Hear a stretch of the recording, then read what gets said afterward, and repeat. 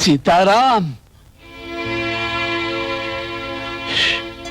ಈ ಆಫೀಸ್ನಲ್ಲಿ ಸೀಟಿಗೆ ಬರ್ಬೇಕಾದ್ರೆ ಎಷ್ಟು ಕಷ್ಟಪಟ್ಟಿದ್ದು ಗೊತ್ತಲ್ಲ. ಸಮಯ ಬಂದಾಗ ಸಂಪಾದನೆ ಮಾಡೋದೇ ಜಾಣತನ. ಇದನ್ನ ಮೈನಲ್ಲಿ ಇಟ್ಕೊಂಡು ಮಾತಾಡಿ ಹೋಗಿ. ಸರಿ ಸರ್. ನಮಸ್ಕಾರ ಮೇಸ್ಟ್ರೆ, ಚೆನ್ನಾಗಿದ್ದೀರಾ? ಚೆನ್ನಾಗಿದ್ದೀನಪ್ಪ, ಚೆನ್ನಾಗಿದ್ದೀನಿ. ನೀನ್ ಚೆನ್ನಾಗಿದ್ದೀನಪ್ಪ? ಚೆನ್ನಾಗಿದ್ದೀನಿ. ದೇವ್ರು ನಿನ್ನ ಚೆನ್ನಾಗಿಟ್ಟಿರ್ಲಪ್ಪ. ಸೀತಾರಾಮ್, ನನ್ನ PF ವಿಷಯ ಏನಾಯ್ತು? ಓ, PF ವಿಷಯನಾ? ಸ್ಯಾಂಕ್ಷನ್ ಆಯ್ತು ಅಂತ ತಿಳ್ಕೊಳ್ಳಿ. ಆಗೋಯ್ತಾ? ನನ್ನ PF ಸ್ಯಾಂಕ್ಷನ್ ಆಗೋಯ್ತಾ? ನನ್ನ ಮಗಳ ಮದುವೆ ಮಾಡ್ಬಿಡ್ತೀನಾ? ನನ್ನ ಕಷ್ಟ ಎಲ್ಲ ಪರಿಹಾರ ಆಗೋಯ್ತಾ? ಓ, ಪರಿಹಾರ ಏನೋ ಆಗುತ್ತೆ, ಆದ್ರೆ ನಮ್ಮ ಆಫೀಸರು ದುಡ್ಡು ತಗೊಳ್ಳೋ ಮನುಷ್ಯ. ಒಂದ್ 2,000 ರೂಪಾಯಿ ಕೊಟ್ಬಿಡಿ, ಪರಿಹಾರ ಆಯ್ತು ಅಂತ ತಿಳ್ಕೊಳ್ಳಿ.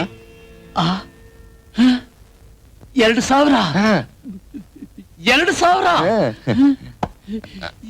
2,000?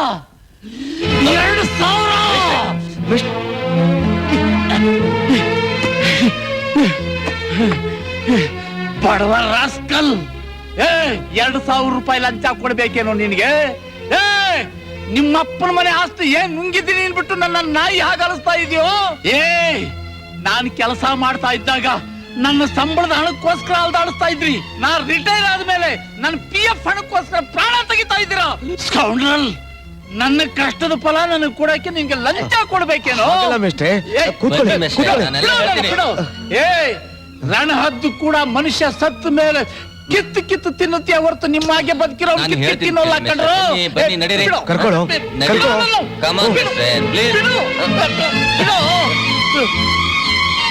ಅವನೊಬ್ಬ ಹುಚ್ಚ ಅಂತ ಹುಚ್ಚಿನ ಆಫೀಸ್ ಸೇರಿಸಿದಿರಲ್ಲ, ನಿಮಗ್ ಬುದ್ಧಿ ಇದೆಯೇನ್ರಿ?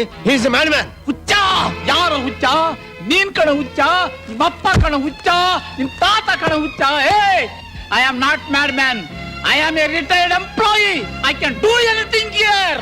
24 ಗಂಟೆ ಒಳಗೆ, ಇನ್ 24 ಗಂಟೆ ಒಳಗೆ ನನ್ನ PF ಹಣ ಸ್ಯಾಂಕ್ಷನ್ ಮಾಡದೆ ಹೋದ್ರೆ ನಾನು ಏನ್ ಮಾಡ್ತೀನಿ ಅಂತ ನನ್ಗೆ ಗೊತ್ತಿಲ್ಲ. ಯು ಸರ್ಕಾರಿ ಸೈತ!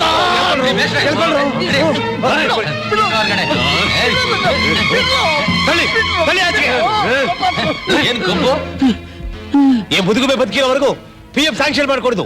This is my order.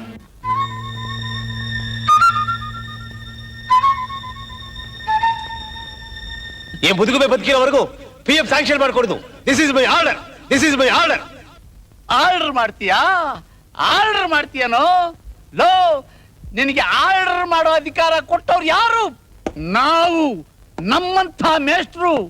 ನಮಗೂ ಅಧಿಕಾರ ಇದೆ ಅಂತ ಅವತ್ತು ನಿನ್ನ ಫೇಲ್ ಮಾಡಿದ್ದೆ, ಇವತ್ತು ನಿನ್ ಕೈನಲ್ಲಿ ಅಧಿಕಾರ ಇರೋದಾ? ಲೋ ಬ್ಲಡಿ ಫೂಲ್! ನಾನ್ ಬದುಕಿರೋವರೆಗೂ ನನ್ನ PF ಹಣ ಸ್ಯಾಂಕ್ಷನ್ ಮಾಡ್ಕೊಡ್ದ? ಸ್ಯಾಂಕ್ಷನ್ ಮಾಡ್ಕೊಡ್ದೇನೋ? ಲೇ, ನಾನು ಸತ್ತ ಮೇಲೆ ಸ್ಯಾಂಕ್ಷನ್ ಮಾಡ್ತೀಯಾ? ನಾ ಸತ್ತ ಮೇಲೆ ಸ್ಯಾಂಕ್ಷನ್ ಮಾಡ್ತೀಯನೋ? ನಮಸ್ಕಾರ ಕಾಣೋ ಶಿವು. ಮೇಷ್ಟ್ರೆ, ನೀವು ನನಗೆ ನಮಸ್ಕಾರ ಮಾಡದ? ಚೇಚೆ, ಹೊಲ ಉಳೋದಕ್ಕೂ ಯೋಗ್ಯತೆ ಇಲ್ದೇನೆ ಅಧಿಕಾರದ ಸೀಟ್ನಲ್ಲಿರೋ ಹಲ್ಕಟ್ ಜನಗಳಿಗೆ ನಮಸ್ಕಾರ ಮಾಡೋದಕ್ಕಿಂತ Shivu, you are a great man. ನಿನಗೆ ನಮಸ್ಕಾರ ಮಾಡೋದ್ರಲ್ಲಿ ಧರ್ಮ ಇದೆ, ನ್ಯಾಯ ಇದೆ ಕಣೋ ಶಿವು. ಮೇಷ್ಟ್ರೆ, ಮೇಷ್ಟ್ರೆ, ಏನಾಯ್ತು ನಿಮ್ಗೆ? ನೀವು ಇಲ್ಲಿ ಈ ರೀತಿ ಬೀದಿಗೆ ಬಂದು ಯಾಕೆ ಕುರ್ಚಿ ಕೂತಿದ್ದೀನಿ ಅಂತಾನ? ನನ್ನ ದೃಷ್ಟಿಯಲ್ಲಿ ತಪ್ಪು ಮಾಡಿದವ್ರು ಯಾರೇ ಆಗ್ಲಿ ಅವ್ರ ಕುರ್ಚಿ ಕೂತ್ಕೊಳ್ಳೇಬೇಕು. ನಾನ್ ತಪ್ಪು ಮಾಡಿದ್ದೀನಿ. ಏನ್ ಗೊತ್ತಾ? ಮೇಷ್ಟ್ರಾಗಿ ಇನ್ನೂ ದುರಾಸೆ ಇಟ್ಕೊಂಡು ಬದುಕಿದ್ದೀನಲ್ಲ, ಅದು ನನ್ನ ಮೊದಲನೇ ತಪ್ಪು. 4 ವರ್ಷದಿಂದ ನನಗೆ PF ಹಣ ಕೊಡದೆ ಸತಾಯಿಸ್ತಾ ಇರೋ ಆ ಆಫೀಸರ್ ತಲೆ ಹೊಡಿದೆ ಬದುಕೋಕ್ ಬಿಟ್ಟಿದ್ದೀನಲ್ಲ, ಅವನ್ನ, ಅದು ನನ್ನ 2ನೇ ತಪ್ಪು. ಈ 2 ತಪ್ಪು ಮಾಡಿನೂ ನಾನು ಇನ್ನೂ ಕುರ್ಚಿ ಕೂತ್ಕೊಳ್ಳದೆ ಇದ್ದಲ್ಲ, ಇದು ನನ್ನ 3ನೇ ತಪ್ಪು. ಮೇಷ್ಟ್ರೆ, ನಿಮ್ಮ ಮಾತು ಯಾಕೋ ವಿಚಿತ್ರವಾಗಿದೆಯಲ್ಲ. ನೀವೇನಾದ್ರೂ? ನಾನು ಕುಡ್ದಿಲ್ವೋ ಶಿವು, ನಾನು ಕುಡ್ದಿಲ್ವೋ ಶಿವು? ಬೇಕಾದ್ರೆ ನನ್ನ ಬಾಯಿ ವಾಸನೆ ನೋಡು. ಮೇಷ್ಟ್ರೆ, ನನ್ನ PF ಹಣ, ಗ್ರಾಚ್ಯುಟಿ ಹಣ ಎರಡೂ ಸೇರಿ ಒಟ್ಟಿಗೆ ಎಷ್ಟು ಬರುತ್ತೆ ಗೊತ್ತಾ? 25,000, 25,000. ಈ ಹಣದಲ್ಲಿ ನನ್ನ ಮಗಳ ಮದುವೆ ಎಷ್ಟು ಚೆನ್ನಾಗಿ ಮಾಡ್ಬೇಕು ಅಂತ ಆಸೆ ಇಟ್ಕೊಂಡಿದ್ದೆ. ಆ ಮುಂಡೆ ಮಗ ಆಫೀಸರ್ ನಾನ್ ಬದುಕಿರೋವರೆಗೂ ಸ್ಯಾಂಕ್ಷನ್ ಮಾಡ್ಕೂಡ್ದು ಅಂತ ಅಂದ್ಬಿಟ್ನಲ್ಲ, ಆರ್ಡರ್ ಮಾಡ್ಬಿಟ್ನಲ್ಲ.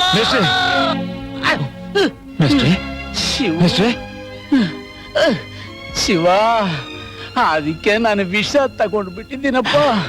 ನಾನಿನ್ನು ಬದುಕೋದಿಲ್ಲ ಶಿವು. ನನ್ನ ಮಗಳನ್ನ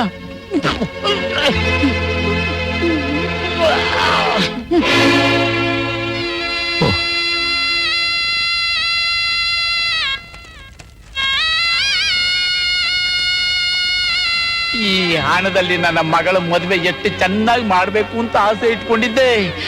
ನನ್ನ ಮಗಳನ್ನ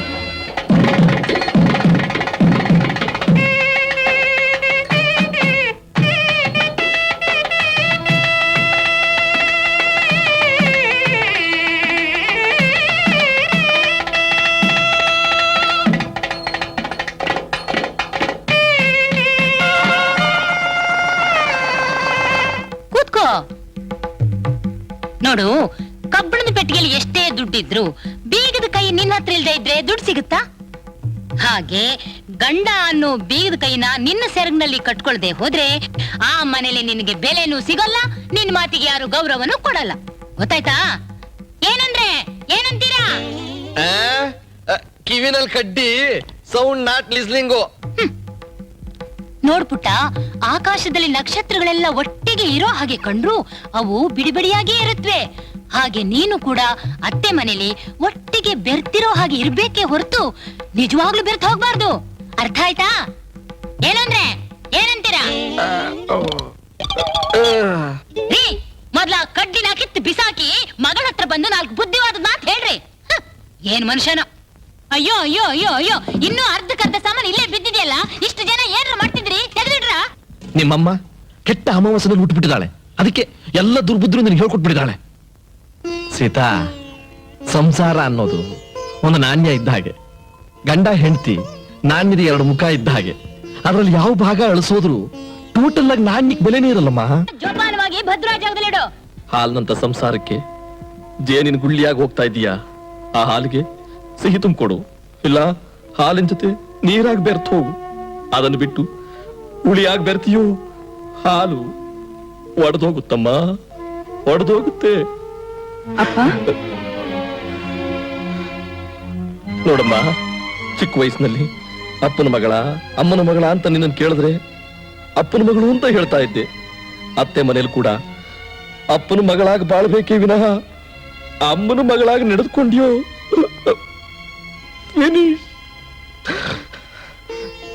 ಗಣೇಶ, ಬಾ.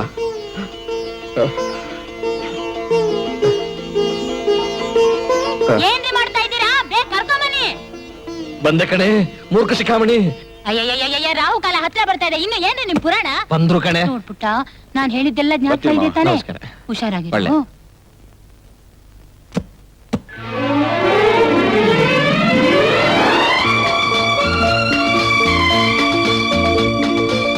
ಬಾಮ್ಮ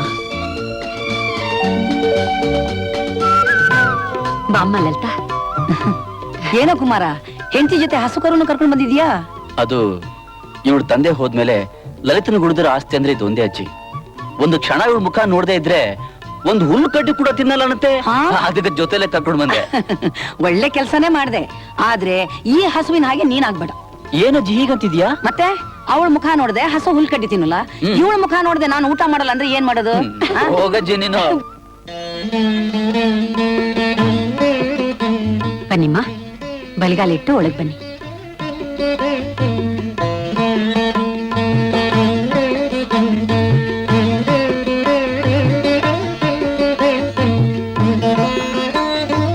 ಶಾರದಮ್ಮವ್ರೆ, ನೀವ್ ಹೋಗಿ ಎಲ್ರು ಅರ್ಶನ ಕುಂಕುಮ ಕರೀರಿ. ನಮ್ ಸೊಸೆಯರು ತವ್ರ ಮನೆಯಿಂದ ಉಡುಗೊರೆ ತಂದಿದ್ದಾರೆ. ನೋಡ್ಕೊಂಡು ಅರ್ಶನ ಕುಂಕುಮ ತಗೊಂಡ್ ಹೋಗ್ಲಿ. ಆಗ್ಲಮ್ಮ. ಒಂದು ಮನೇಲಿ ಬಿಡ್ಬೇಡಿ.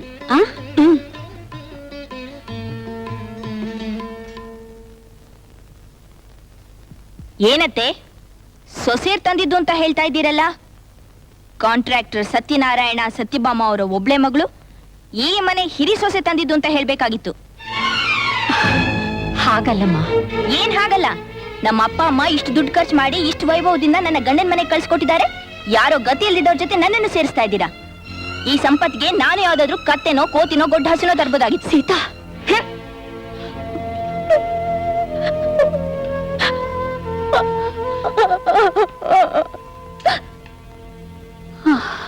ನಾವೆಲ್ಲ ಇಲ್ಲಿ ಯಾಕೆ ಸೇರಿದ್ದೀವಿ ಗೊತ್ತೇನ್ರ?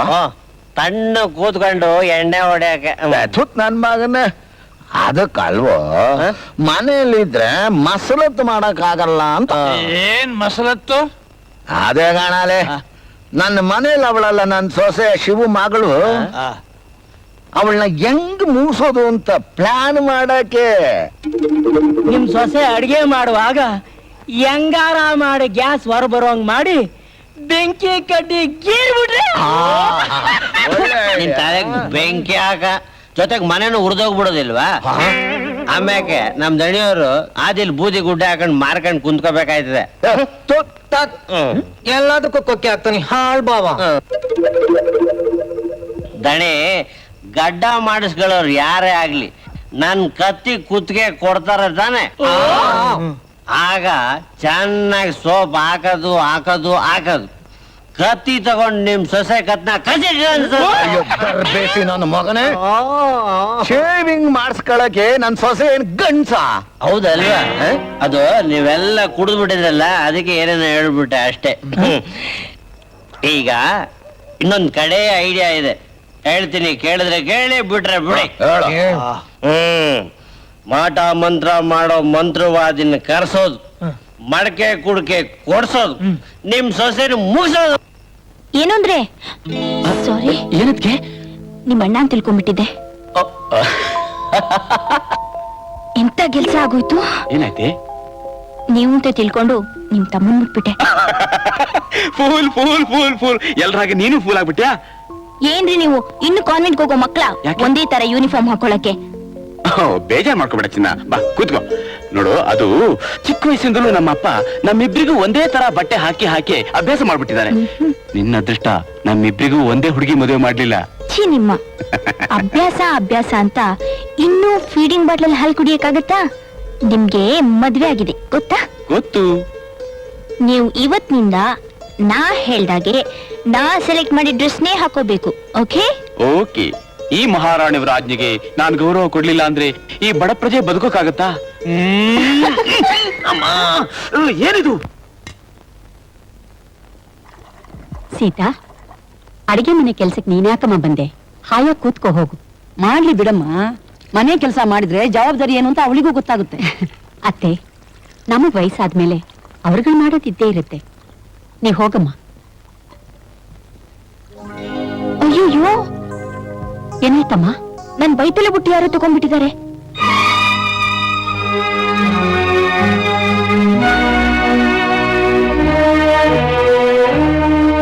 ಲಲಿತಾ, ನನ್ ಬೈತ್ಲೆ ಬಿಟ್ಟು ನೋಡ್ದೇನೆ? ಇಲ್ವಲ್ಲ. ಅಯ್ಯೋಯ್ಯೋ, ನಮ್ಮಮ್ಮ 3,000 ರೂಪಾಯಿ ಕೊಟ್ಟು ಪ್ರೀತಿಯಿಂದ ತೆಕ್ಕೊಟ್ಟಿದ್ರು. ಯಾವ ದರಿದ್ರದವ್ರು ಎತ್ತಿಟ್ಕೊಂಡ್ರೋ ಏನೋ, ಅವ್ರ ಕೈ ಸೇದ್ ಹೋಗ. ಅಮ್ಮ ಸೀತಾ, ಈ ಬೈತಲ ಬಿಟ್ಟು ನಿಂದೇನಮ್ಮ? ಹೌದು ಮಾವ. ಯಾರತ್ರ ಇತ್ತು? ಯಾರ ಹತ್ರನೂ ಇರ್ಲಿಲ್ಲ, ಕೆಳಗ್ ಬಿದ್ದಿತ್ತು. ಬೆಲೆ ಬಾಳೋ ವಸ್ತುಗಳನ್ನ ಉದಾಸೀನವಾಗಿ ನೋಡ್ಕೊಳ್ಳೋದು ಯಾಕೆ? ಆಮೇಲೆ ನೊಂದ್ಕೊಳ್ಳೋದು ಯಾಕೆ? ತಗೋ.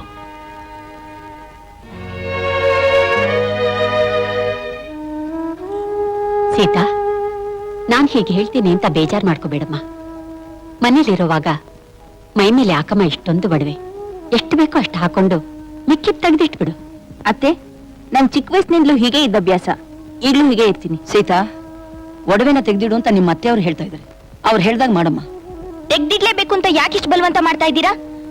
ಇಷ್ಟೊಂದು ಭಾರಿ ಒಡವೆಗಳನ್ನ ಹಾಕೊಂಡಿದ್ರಿಂದ ಇಲ್ಲಿರೋರ್ ಕಣ್ ಕೂಕುತ್ತೆ ಅಂತನಾ? ಅಥವಾ ಈ ಮನೇಲಿರೋ ದರಿದ್ರದವಳ ತರ ನಾನು ಇರ್ಬೇಕು ಅಂತನಾ? ಸೀತಾ,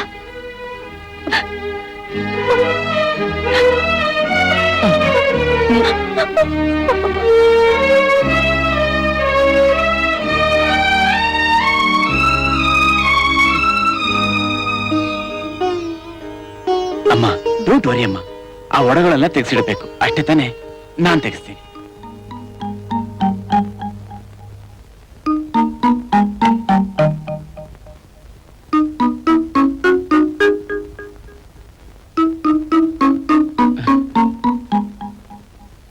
ಸೀತಾ ಡಾರ್ಲಿಂಗ್,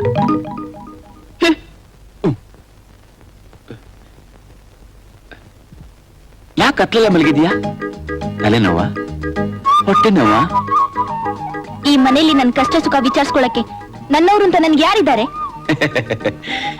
ನಾನಿದ್ದೀನಲ್ಲಿ, ನಿನ್ನನ್ ಮದುವೆ ಮಾಡ್ಕೊಂಡಿರೋ ಭೂಪತಿ ಗಂಡ. ಇದಿರಲ್ಲ ದಂಡಕ್ಕೆ. ಯಾಕೆ ಏನಾಯ್ತೀಗ? ನಿಮ್ ಮನೆಯವರೆಲ್ಲ ಸೇರ್ಕೊಂಡು ನನ್ ಒಡವೆ ಎಲ್ಲ ಬಿಚ್ಚಿಡು ಅಂತಿದ್ರೆ ಬಂದು ಒಂದ್ ಮಾತು ಹೇಳ್ಬೋದಾಗಿತ್ತಲ್ಲ. ಓಹೋ ನೋಡು ಚಿನ್ನ, ನೀನೇ ಬಂಗಾರದ ಬೊಂಬೆ ತರ ಇದೀಯಾ. ಇನ್ನೀ ಆಭರಣಗಳೆಲ್ಲ ಹಾಕೊಂಡ್ರೆ ಬಂಗಾರದ ಅಂಗಡಿ ತರ ಇರ್ತೀಯ.